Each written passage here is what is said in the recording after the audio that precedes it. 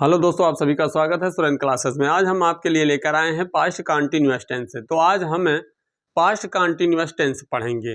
तो छठा दिन है आज हमारा टेंस का। तो टेंस का छठवें दिन हम पढ़ेंगे पास्ट कंटीन्यूअस टेंस।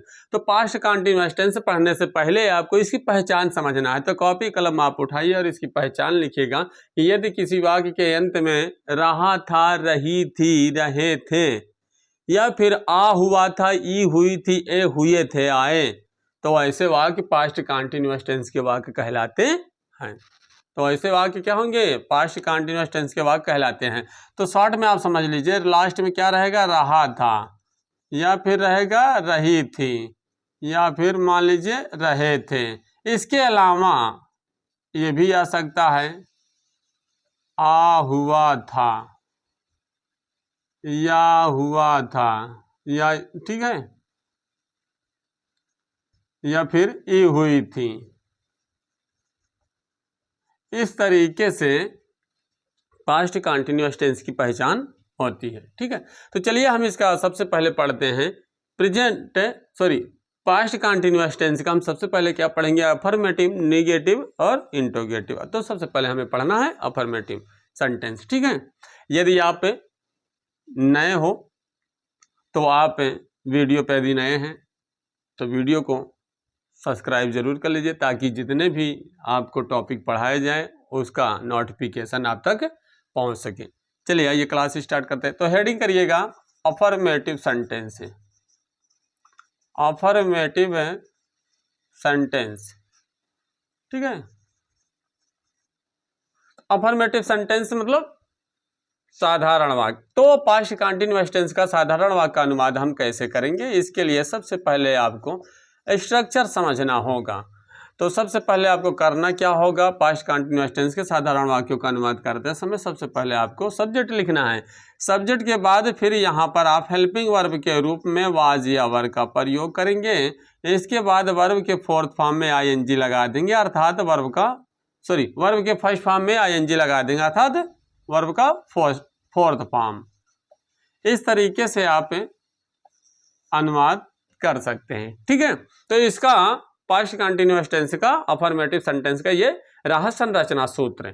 ठीक है, सबसे पहले सब्जेक्ट, फिर वाज वर्ब, फिर इसके बाद वर्ब के फर्स्ट फॉर्म में आईएनजी अर्थात फोर्थ फॉर्म, फिर ऑब्जेक्ट। यदि कोई शब्द बचता है तो अदर वर्ड के रूप में लिख देते हैं। चलिए एग्जांपल के माध्यम से समझते हैं। जैसे मान लीजिए दे दिया, वहां दवा ले रही थी। तो आप देखिए लास्ट में क्या रही थी, तो आपको अपने क्या बताया? पहचान इसकी क्या होगी? रही थी, रहा था, रहे थे, ठीक है, या फिर आ हुआ था, या हुई थी, या फिर ई हुई थी। ऐसे सारे शब्द यदि आते हैं तो वो पास्ट कंटीन्यूअस टेंस के वाक्य कहलाते हैं। तो आप यहाँ पे ध्यान देंगे, रही थी, तो ये क्या है? पास्ट कंटीन्यूअस टेंस का वाक्य। सबसे पहले पहचानना है कि किस टेंस का वाक्य है। पास्ट कंटीन्यूअस टेंस का वाक्य है। चलिए, पास्ट कंटीन्यूअस टेंस का वाक्य तो है, लेकिन किस तरह का वाक्य है? अर्थात अफर्मेटिव है कि नेगेटिव है कि इंट्रोगेटिव है? तो हम ये देख पा रहे हैं कि ये अफर्मेटिव सेंटेंस है। कैसे? वह दवा ले रही थी, तो वह दवा कौन ले रही थी? वहां, है ना। तो यहाँ पे क्या हो जाएगा? सी। अब रही बात यहाँ पे वाज और वर लगाने की, तो आप इस बात को भी नोट कर सकते हैं कि ही, सी, इट, नेम या एक वचन सब्जेक्ट के अनुसार हम वाज का प्रयोग करते हैं, और यहाँ पे आई के साथ भी वाज का प्रयोग, और यू, भी, दे या बहुवचन सब्जेक्ट के साथ हम वर का प्रयोग करते हैं। तो इस बात को ध्यान रखना कि ही, सी, इट, नेम या फिर आई या फिर एक वचन के साथ है, यानी सब्जेक्ट के साथ हम क्या प्रयोग करेंगे? वाज का प्रयोग करेंगे। बाकी यू, भी, दे या बहुवचन सब्जेक्ट के साथ हम वर का प्रयोग करेंगे। ठीक है, चलिए, तो यहाँ पे आप देख रहे हैं सब्जेक्ट क्या है? सी है ना। तो आप थोड़ा शॉर्ट में ऐसे भी समझ सकते हैं कि सब्जेक्ट क्या होगा? आई होगा, ही होगा, सी होगा, इट होगा, किसी का नाम होगा, या मान लीजिए एक वचन होगा, ठीक है, जिसको हम सिंगुलर के नाम से जानते हैं। ठीक है, एक वचन। इनके कौन से? इन सब्जेक्ट से, एक वचन सब्जेक्ट के साथ, ठीक है, एक वचन सब्जेक्ट के साथ है काहे का प्रयोग करेंगे? वाज का। काहे का प्रयोग करेंगे? वाज का। वाज का प्रयोग किया जाता है। मान लीजिए कंफ्यूजन में है आप, तो ये हमने ये शॉर्ट में लिख दिया। ठीक है, और यहाँ पे दूसरी बात क्या है?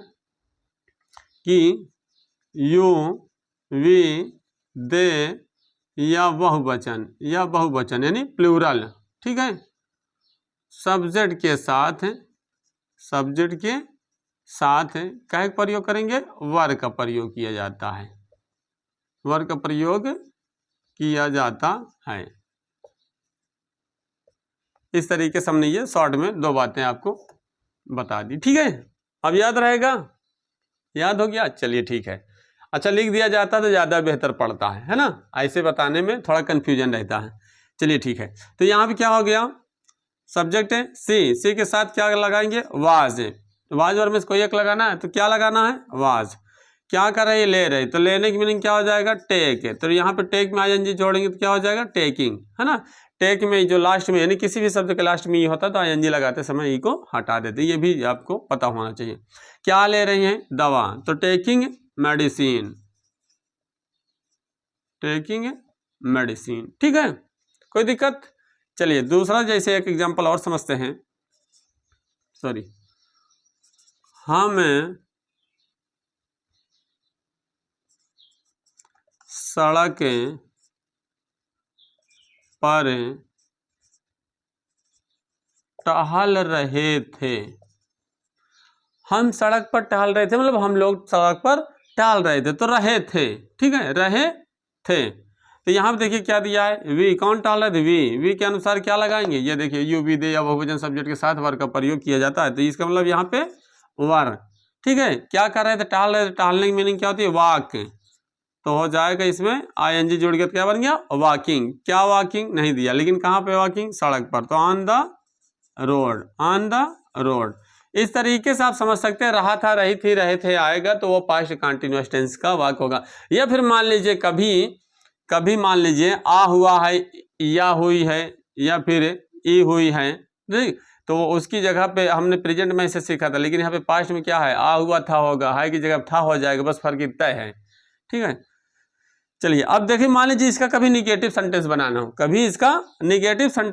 हो, तो उसका स्ट्रक्चर कैसे होगा, यानी उसकी संरचना सूत्र कैसे होगी, अनुमान लगाने का तरीका कैसे होगा। सबसे पहले आपको क्या लिखना है, सब्जेक्ट लिखना है, फिर इसके बाद वाज या वर लिखना, एकदम सिंपल है। फिर इसके बाद नॉट का प्रयोग कर देना है, फिर इसके बाद वर्ब का फर्स्ट फॉर्म में आईएनजी जोड़ देना, अर्थात फोर्थ फॉर्म लिख देना है। फिर इसके बाद ऑब्जेक्ट के बाद यदि कोई शब्द बच जाता है तो आप अदर वर्ड के रूप में उसको लिख सकते हैं, ठीक है। एकदम सिंपल तरीका है। यदि पास्ट कंटिन्यूअस टेंस का वाक्य निगेटिव सेंटेंस का होगा तो आज या वर के बाद सिर्फ और सिर्फ नॉट का प्रयोग कर दिया जाता है और बाकी करना कुछ नहीं, बाकी रूल सब वही है, ठीक है। जैसे मान लीजिए एग्जाम्पल के तौर पे, मेरा भाई चारपाई पर नहीं बैठा हुआ था।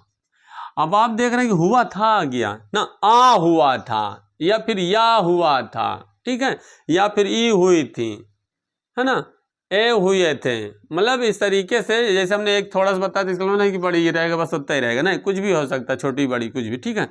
यानी यहाँ पर ये देखना आ था ना होना चाहिए, बस नहीं परफेक्ट में पहुंच जाएगा, ठीक है। बीच में हुआ जरूर रहेगा, हुआ, हुई, हुए, ठीक है।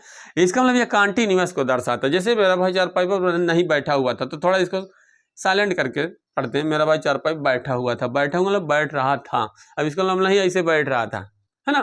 तो बैठने की क्रिया पास्ट टेंस में दर्शाई जा रही है, यानी पास्ट कंटिन्यूअस टेंस का मतलब ये भी होता है कि पास्ट काल में अर्थात पास्ट टेंस में किसी कार्य को जारी रहने के बारे में बतलाया जाए, ठीक है। इसके साथ साथ पहचान, ये भी ध्यान देना, पहचान तो है ही है, लेकिन उसके साथ साथ ये भी देखना है कि जारी है काम, है ना, बैठने का काम जारी था, किसमें, पास्ट टेंस में। तो यहाँ देखिए आ हुआ था मतलब रहा था, रही थी, रहे थे की जगह पे आया है, ठीक है। तब भी आपको पास्ट कंटिन्यूअस ही मानकर अनुवाद लगाना है, पर याद रहे आ हुआ था या फिर ई हुई थी, ए हुए थे, यानी बीच में हुआ, हुए जरूर होगा वर्ब के अलावा, तब मान लेना वो रहा था, रही थी, रहे थे की जगह पे है, ठीक है। तो यहाँ देखिए क्या है, माय ब्रदर। अब यहाँ पे देखिए क्या है, माय ब्रदर एक वचन है या बहुवचन। अब आपको लग रहा है कि हम 3 भाई 4 भाई 5 भाई तो हम बहुवचन वाले, नहीं, ऐसी बात नहीं है। हमने आपको पिछले भी वीडियो में, पिछले भी टॉपिक में बताया कि यहाँ पर जब कभी भी रिलेटिव्स नाउन अगर आ जाते हैं, मतलब मेरा भाई तुम्हारा भाई, है ना, कोई भी मतलब संबंधित है, कोई भी भाई से शब्द आता है, कोई भी नाम ऐसे, जैसे मेरा भाई, तुम्हारा भाई, मेरी माता, तुम्हारी माता जी, तुम्हारी बहन, मेरी भाई, कुछ भी करके आए, ठीक है, उनकी बहन, उनके भाई, उसका भाई, कुछ भी, तो उस स्थिति में वो चाहे जितने भी हो, उससे नहीं मतलब, यहाँ पे जो विशेष वर्ड है हमारा तुम्हारा उसका करके दिया होगा नाउन, तो वो सदैव एक वचन में ही होगा, ठीक है। तो इसलिए यहाँ क्या हो जाएगा, वाज, क्या हो जाएगा, वाज। अब देख रहे हैं आप, बिल्कुल सेम वही है स्ट्रक्चर से, थोड़ा सा अंतर क्या है, वाज वर्ग के बाद क्या लग गया, नॉट, क्या लग गया, नॉट। तो वाज के बाद क्या निगेटिव में, अर्थात अपनी भाषा में ये भी समझ सकते हैं अपने तरीके से कि यदि पास्ट कंटीन्यूअस टेंस के वाक्यों के बीच में नहीं शब्द आ जाता है तो अनुवाद करते समय वाज वर्ग के बाद नॉट का प्रयोग कर दिया जाता है, ठीक है। इसके बाद फिर क्या बैठने की मीनिंग क्या होती है, सिट। तो हमने आपको ये भी बातें बताई थी कि कभी भी किसी भी शब्द के लास्ट वाले अक्षर से ठीक पहले एक वॉवेल होगा तो लास्ट वाला अक्षर क्या हो जाएगा, जैसे सीट कट है ना, तो इसमें क्या हो जाएगा, लास्ट वाला अक्षर डबल हो जाता है ING लगाते समय। सिटिंग क्या बैठा हुआ है, नहीं पता, लेकिन कहाँ बैठा हुआ, चारपाई पे, तो ऑन द कॉट है ना, ऑन द कॉट। अब इसका मतलब नहीं चारपाई का ऑन द खटिया कर दो। चलिए, इस तरीके से आपने अफर्मेटिव और negative sentence past continuous tense का पढ़ा। अब हम इसका पढ़ेंगे इंट्रोगेटिव सेंटेंस। सबसे पहले हम पढ़ेंगे इसका यस या नो टाइप क्वेश्चन, यानी पास्ट कंटिन्यूअस टेंस का इंट्रोगेटिव सेंटेंस। जैसा कि आप जानते हैं इंट्रोगेटिव सेंटेंस दो प्रकार से होते हैं ना, एक यस या नो टाइप, दूसरा WH टाइप क्वेश्चन, ठीक है। चलिए, तो सबसे पहले हम यस या नो टाइप क्वेश्चन को पढ़ते हैं कि पास्ट कंटिन्यूअस टेंस का वाक्य यस या नो टाइप क्वेश्चन का होगा तो किस तरीके से अनुवाद करते हैं। चलिए, सबसे पहले स्ट्रक्चर समझते हैं कि इसका स्ट्रक्चर किस तरीके से होता है, यानी संरचना सूत्र कैसे होगा। तो सबसे पहले आपको बता दें, वाज या वर होगा, फिर इसके बाद सब्जेक्ट होगा, फिर इसके बाद वर्ब का फर्स्ट फॉर्म में ING अर्थात फोर्थ फॉर्म होगा, और ऑब्जेक्ट है तो लिख देंगे, ऑब्जेक्ट के बाद भी यदि कोई शब्द बचता है तो अदर वर्ड के रूप में लिख देते, ठीक है। चलिए, अब रही बात यहाँ पर यस या नो टाइप क्वेश्चन, तो आपको बताते हैं हिंदी शब्द की शुरुआत, हिंदी वाक्य की शुरुआत क्या शब्द से होती है और इंग्लिश वाक्य की शुरुआत हेल्पिंग वर्ब से होती है, ठीक है। चलिए, तो अब आप करेंगे कैसे, अब आपको लग रहा है थोड़ा सा कैसे करें, कैसे पहचानेंगे, तो आपको बता दें पास्ट कंटिन्यूअस टेंस है, यदि आप पहचान पा रहे हैं कि हाँ रहा था, रही थी, रहे थे, आ हुआ था, ये हुई थी, ये हुए थे, आता है, तो पास्ट कंटिन्यूअस टेंस कहलाता है। अगर आप पहचान रहे हैं तो सीधी सी बात है कि पास्ट कंटिन्यूअस टेंस का वाक्य यदि क्या शब्द से शुरू होता है तो अनुवाद करते समय हम क्या की अंग्रेजी न लिखकर उसके स्थान पर हम वाज या वर का प्रयोग करते हुए अनुवाद कर देते हैं। एग्जाम्पल के माध्यम से ये समझते हैं। जैसे मान लीजिए दिया है, क्या मेरी गाय खेत में चर रही थी, मान लो इस तरीके से कुछ आ गया है ना, है ये मान लीजिए इस तरीके से आ गया क्या मेरी गाय खेत में चर रही थी, तो यहाँ पे देखिए थोड़ा सा इसको साइलेंट करके पढ़ते, मेरी गाय खेत में चर रही थी, मतलब रही थी, रहा था, रही थी ना, यानी घास का चरना, या फिर किसी ऐसे बोल दिया गया कि चर रही थी, है ना, कुछ भी चर रही थी।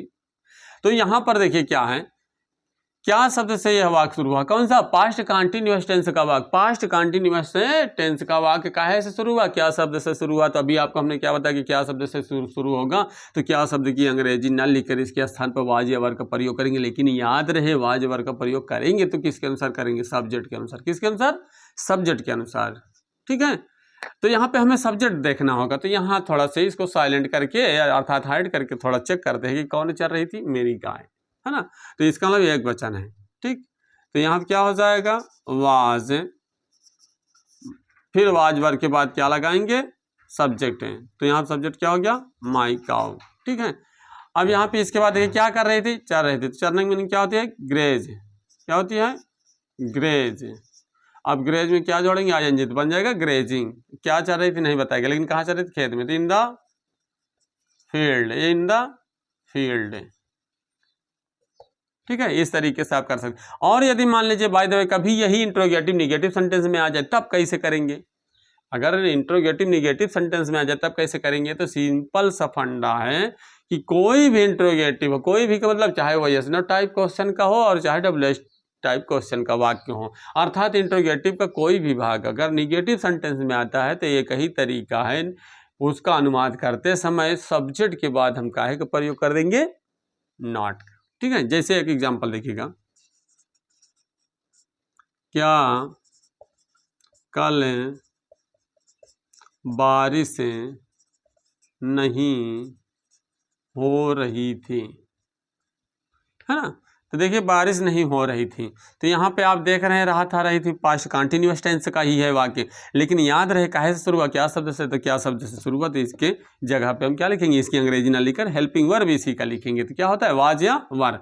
तो हम यहाँ वाज लगाएं या वर, तो आपको बता दें कि बारिश होना अर्थात मौसम, पहाड़, दिन, है ना, महीने का नाम या ऋतुओं का नाम के लिए सब्जेक्ट के रूप में इट का प्रयोग किया जाता है, इसलिए सब्जेक्ट इसमें क्या है, इट है। तो इट के अनुसार क्या हो जाएगा, वाज, तो हो जाएगा वाज इट। अब क्या है, ध्यान देना, यह इंट्रोगेटिव वाला वाक्य निगेटिव में है, किसमें है, नेगेटिव में। तो हमने क्या कहा है, एक बात याद करना, नोट कर लीजिएगा कि अगर कभी भी इंट्रोगेटिव सेंटेंस निगेटिव में होगा, यानी निगेटिव सेंटेंस में होगा, तो अनुवाद करते समय सदैव हम सब्जेक्ट के बाद ही नॉट का प्रयोग कर देते हैं। किसके बाद, सब्जेक्ट के बाद नॉट का प्रयोग कर देंगे। ठीक है, चलिए, तो नॉट हो गया। इसके बाद क्या, बारिश होना पूरा है वर्ब, इसलिए यहाँ पे क्या हो जाएगा, रेन, और रेन में आईएनजी जोड़ेंगे तो बन जाएगा रेनिंग। अब क्या हो रहा पता नहीं, लेकिन कब हो रही थी, कल, तो यहाँ बीते हुए कल की बात हो रही है, इसलिए यहाँ पे क्या हो जाएगा, यस्टरडे। और कोई शब्द बचा हो तो बताइए, लिख देते हैं, नहीं बचा कोई बात नहीं। ठीक है, इस तरीके से आपने पास्ट कंटिन्यूअस टेंस का, इंट्रोगेटिव का, यस या नो टाइप क्वेश्चन का अनुवाद सीखा। अब हम सीखेंगे WH टाइप क्वेश्चन का अनुवाद किस तरीके से लगाना है। ठीक है, चलिए हम सबसे पहले अब देखेंगे पास्ट कंटिन्यूअस टेंस का, इंट्रोगेटिव सेंटेंस का WH टाइप क्वेश्चन का अनुवाद कैसे हमें करना होता है, आइए समझते हैं। तो सबसे पहले हम इसका स्ट्रक्चर समझते हैं कि किस तरीके से अनुवाद लगाना होता। तो सबसे पहले आपको बता दें, यदि पास्ट कंटिन्यूअस टेंस के वाक्यों के बीच में कब, क्यों, कैसे, कहाँ, क्या आदि प्रश्नवाचक शब्द आ जाता है, तो अनुवाद करते समय हम उसकी अंग्रेजी सबसे पहले लिखते हैं, फिर हेल्पिंग वर्ब के रूप में वाज या वर का प्रयोग करते हुए, वाज या वर का प्रयोग करते हुए यस या नो टाइप की तरह ही अनुवाद कर देते हैं। बाकी और कुछ रखा इसमें नहीं है। ठीक है, बस इतना ध्यान देना है। तो इसका संरचना सूत्र किस तरीके से बन गया, सबसे पहले क्वेश्चन वर्ड, फिर वाज या वर्ब, फिर सब्जेक्ट, फिर वर्ब का फोर्थ फॉर्म यानी वर्ब के फर्स्ट फॉर्म में आईएनजी, फिर ऑब्जेक्ट, यदि कोई शब्द बचा जाता है तो उसको अदर वर्ड के रूप में लिख सकते हैं। ठीक है, चलिए एग्जाम्पल के माध्यम से समझते हैं। जैसे मान लीजिए दे दिया, वहाँ कल घर पर क्या कर रहा था, जैसे ये दीजिए, वह कल घर पर क्या कर रहा था, तो पहचानिए कौन सा वाक्य है, रहा था, रही थी, रहे थे, मतलब past continuous tense. Past continuous tense का कौन सा वाक्य है, तो हमने पूरा पढ़ा, वह कल घर पर क्या कर रहा था, तो हमको लगा कि क्वेश्चन वर्ड लगा के पूछा जा रहा है ना, कब, क्यों, कैसे, कहाँ। एक चीज इसमें यह भी याद रखना कि कब, क्यों, कैसे, कहाँ, क्या आदि प्रश्नवाचक शब्द लगा के पूछा जाएगा तो उसका अनुवाद हम इस तरीके से करेंगे, लेकिन कौन प्रश्नवाचक शब्द लगा के अगर प्रश्न पूछा जाएगा तो उसका अनुवाद इस तरीके से नहीं होगा। तो फिर किस तरीके से होगा, पहले इसको तो पढ़ लीजिए, फिर अभी आप बता देते हैं आपको। ठीक है, चलिए पहले आप इसे पढ़ लीजिए, इसके बाद आपको बता देते हैं।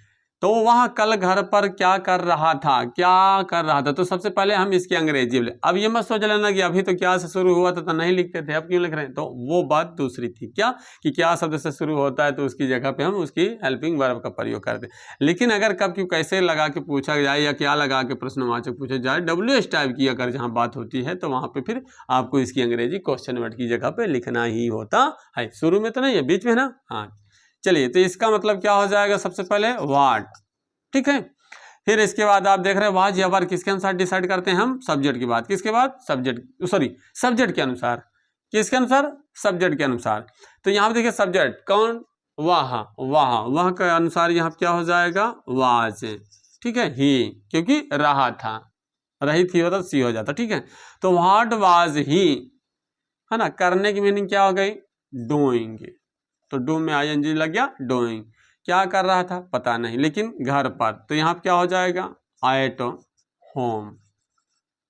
ठीक है, एट होम, घर पर, कब, कल, बीते हुए कल की मीनिंग क्या होती है, यस्टरडे, इस तरीके से आप कर सकते हैं। ठीक है, इसको आप ऑब्जेक्ट की जगह पर लिख सकते हैं, इसको अदर वर्ड की जगह पर लिख सकते हैं। मतलब कहने का तात्पर्य ये है कि आप इसमें 2-3 चीजें आपको याद रखनी होती है। जैसे मान लीजिए क्वेश्चन वर्ड तो आप लिख लिए, हेल्पिंग ऑल लगा लिया, इसके बाद सब्जेक्ट लिखा, फिर वर्ब लिखा, इसके बाद हो सके ऑब्जेक्ट मिल ले तो ठीक है, नहीं मिल रहा तो आप उसी की जगह पर लिखते हुए आगे चले जाइए। ठीक है, चलिए जैसे हमने लिखा ऑब्जेक्ट जगह पे, इसको मान लीजिए अपने तरीके से कि ऑब्जेक्ट जगह पे हमने एट होम लिख दिया, अदर वर्ड की जगह पे हमने स्टडी लिख दिया, क्या दिक्कत है। चलिए इस तरीके से आपने डबल एस टाइप क्वेश्चन का ये स्ट्रक्चर के सहित यानी स्ट्रक्चर पढ़ने के साथ साथ आपने एक एग्जाम्पल को समझा। ठीक है, अर्थात संरचना सूत्र के माध्यम से।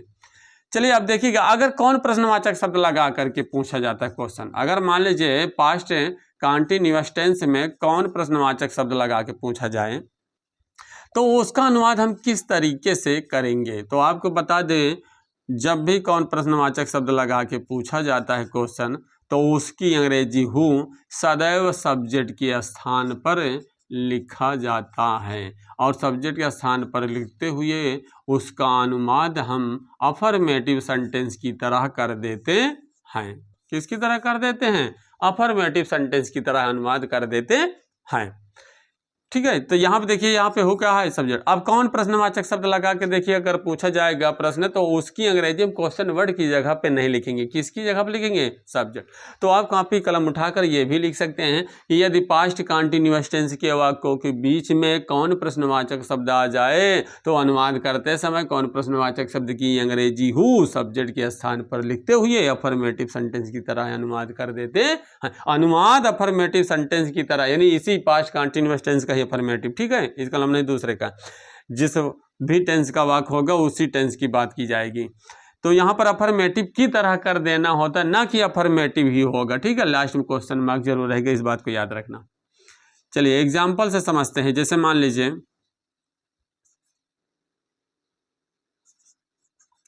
उसे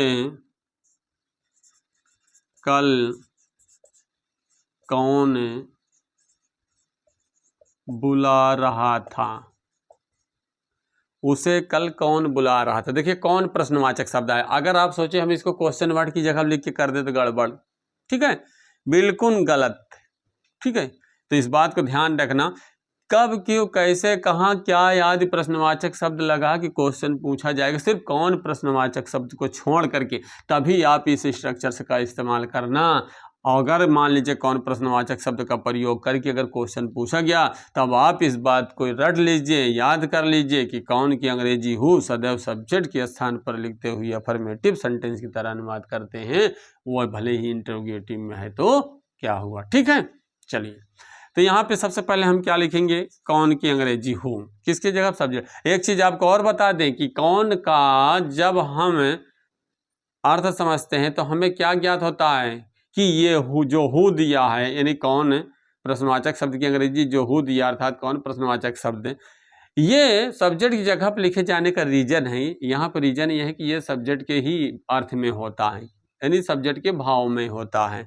और दूसरी बात ये भी ध्यान देना होता है कि ये एक वचन के ही अर्थ में होता है, बहुवचन के अर्थ में नहीं होता। यही रीजन है कि यहाँ पे वर नहीं दर्शाया गया, कोई विकल्प नहीं दिया गया, 102% वाज का ही प्रयोग करना है। ठीक है, तो इसलिए यहाँ क्या हो जाएगा? हु वाज क्या करा? बुलाने की मीनिंग क्या होती? कॉल। ठीक है, तो यहाँ पे कॉलिंग हो जाएगा, बुला रहा। ठीक है, या पुकार रहा, कॉल फॉर कुछ भी। तो यहाँ देखिए बुलाने की मीनिंग क्या हो गया? कॉलिंग, बुला रहा था। ठीक है, क्या बुला रहा था पता नहीं, लेकिन किससे बुला रहा? तो उससे का मतलब यहाँ पे हर भी हो सकता है और हिम भी हो सकता है। ठीक है, इसमें ये कन्फर्म नहीं हो रहा कि उसे बुला रहा था। ठीक है, तो यहाँ पे हिम हमने लगाया। इसके बाद कब? कल। कल का मतलब अभी आपको बताया यस्टरडे, बीते हुए कल की मीनिंग क्या लिखते हैं? यस्टरडे। ठीक है, रहेगा इंट्रोगेटिव है, लेकिन याद रहे जब हु कौन प्रश्नवाचक शब्द के लिए प्रयोग करेंगे तो उसमें दो बातें याद रखना कि हु क्वेश्चन वर्ड होने के साथ साथ सब्जेक्ट के भी अर्थ में है, और दूसरी बात ये भी याद रखना कि यह सदैव एक वचन के भाव में होता है। ठीक है, और इसका अनुवाद जब भी हम सब्जेक्ट के स्थान पर लिखते हुए करेंगे तो अफर्मेटिव सेंटेंस की तरह करेंगे, लेकिन लास्ट में फुल स्टॉप नहीं लगाना, गलतफहमी में मत रहना। ठीक है, ये अफर्मेटिव की तरह कर दिया तो हम यहाँ पे फुल स्टॉप लगा दे, क्वेश्चन मार्क ही लगाना है। इस तरीके से हमने पास्ट कंटीन्यूअस टेंस को पास्ट कंटिन्यूअस टेंस का अफर्मेटिव, निगेटिव और इंट्रोगेटिव सेंटेंस। ठीक है, तो वीडियो पर लास्ट तक बने रहने के लिए आप सभी मित्रों को बहुत बहुत धन्यवाद, तहे दिल से शुक्रिया। और यदि हमारा वीडियो आपको पसंद आया हो, हमारा पढ़ाने का तरीका आपको पसंद आया हो, तो वीडियो को लाइक और सब्सक्राइब जरूर करिएगा। यदि कोई आपके अंदर कन्फ्यूज़न रह गया हो, कोई बातें न समझ में आई हो, या फिर इससे रिलेटिव कोई क्वेश्चन आप कर रहे हो, वो आपको नहीं समझ में आ रहा, तो कमेंट के माध्यम से आप अपने क्वेश्चन को सेंड कर सकते हैं। धन्यवाद।